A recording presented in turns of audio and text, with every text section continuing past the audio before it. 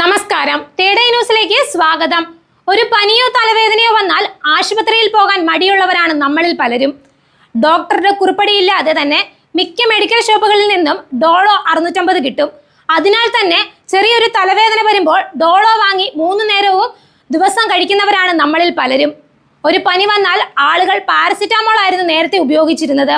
COVID-19 മഹാമാരിയുടെ സമയത്താണ് ഡോളോ 650 ഇന്ത്യയിൽ ഇത്രയേറെ ജനപ്രിയമായത്. ആളുകൾ ഡോളോ വാങ്ങി സ്റ്റോക്ക് ചെയ്ത് വെക്കാൻ തുടങ്ങി. എന്താണ് ഈ രണ്ട് മരുന്നുകൾ തമ്മിലുള്ള വ്യത്യാസമെന്ന് നമുക്കൊന്ന് നോക്കാം. പനി, മറ്റ് വേദനകൾ എന്നിവ ചികിത്സിക്കാൻ സാധാരണയായി ഉപയോഗിക്കുന്ന ഒരു വേദനാ സംഹാരിയാണ് പാരസിറ്റാമോൾ. ഇത് ഗുളികകൾ, ക്യാപ്സൂൾ, സിറപ്പ്, പൊടി എന്നീ രൂപത്തിൽ ലഭ്യമാണ്. UK national health service report അനുസരിച്ച് ഡോക്ടർമാർ സാധാരണയായി ഒരേ സമയം 500 മില്ലിഗ്രാമിൻ്റെ 1-2 ഗുളികകൾ കഴിക്കാൻ നിർദ്ദേശിക്കുന്നു. 24 മണിക്കൂറിനുള്ളിൽ 8 500 മില്ലിഗ്രാം ഗുളികകളാണ് മരുന്നിൻ്റെ പരമാവധി ഡോസ്. ചില ഗുളികകളിൽ പാരസെറ്റമോൾ അടങ്ങിയിട്ടുണ്ടാകും. അത്തരം മരുന്നുകൾ കഴിക്കുമ്പോൾ പാരസെറ്റമോൾ കഴിക്കരുത്, കാരണം ഇത് ഓവർ ഡോസിലേക്ക് നയിച്ചേക്കാം.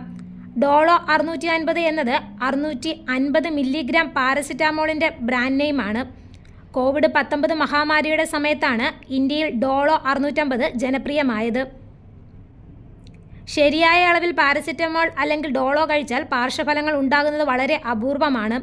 ഡോക്ടർമാരുടെ നിർദ്ദേശപ്രകാരമാണ് സാധാരണയായി മരുന്ന് കഴിക്കേണ്ടത്. തോന്നുംപടി പാരസെറ്റാമോൾ അമിതമായി കഴിക്കുന്നത് കരളിന് കേടുപാടുകൾ വരുത്തിയേക്കാം.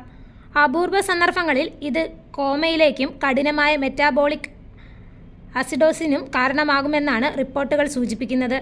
ഡോളോ 650 വെറുമൊരു വേദനാ സംഹാരി മാത്രമാണെന്നും ഒരു രോഗവും സുഖപ്പെടുത്തുന്നില്ലെന്നുമാണ് ചില ഡോക്ടർമാർ അഭിപ്രായപ്പെടുന്നത്. ഡോളോ ഒരു മാന്ത്രിക ഗുളികയല്ല എന്നാണ് ശ്രദ്ധിക്കേണ്ടത്. ഇത് രോഗം ഭേദമാക്കുന്നില്ല, മറിച്ച് രോഗലക്ഷണമായ വേദനയെ ശമിപ്പിക്കുക മാത്രമാണ് ചെയ്യുന്നത്.